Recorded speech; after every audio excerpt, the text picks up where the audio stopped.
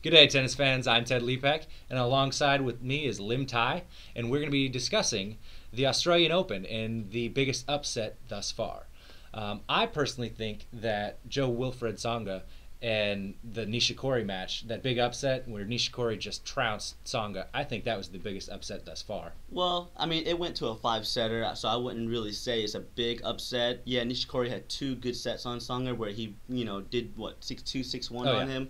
That's probably a good upset, but he is still in the top. He's top what 22 player in the world. I would probably say that Serena Williams was probably the biggest upset thus far. She lost to Makarova. She's not even a top 50 player. So I mean, Serena could be possibly number one if she was playing more tournaments and if she was healthy. I got to attribute that to injury. I disagree. I don't think she has that right to be the biggest upset yet. Vanazreva lost to Makarova as well. So. Yeah, I mean that just shows how good tennis Makarova is playing. But I mean, when you got a high level player like Serena Williams, everybody expected her to win the tournament. So not many people expected Tsonga to win the tournament, and not just that. Nishikori has been proven to beat top ranked players before. He did beat Tsonga on clay not too long ago. But Tsonga's been doing so well up to this point. I think you could have predicted Serena's loss. Not so much with Tsonga. Tsonga was a more of an upset. I think. Well, I mean, if you don't agree with me with Serena, then how about the Sursti beating Stosur in the first round? I mean, that was huge. She was a U.S. Open champion, and to lose in the first round of the Australian Open, you can't say it's a surface problem because it's both hard courts, And she cracked. She just cracked under the pressure. Yeah, she did. What about the biggest surprises do you think of the Australian Open so far? I thought Leighton Hewitt just beating Raonic was kind of an upset. And Roddick. And Roddick.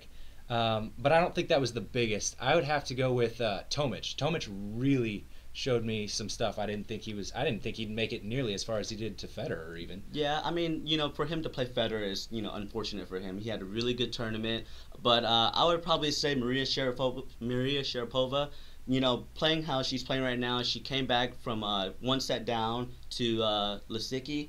And she's definitely showing that she's definitely wanting to win this tournament right now. Who do you think's going to win the whole tournament? I'm going for Maria. I hope that she wins it. I like her energy. I like her attitude about the game.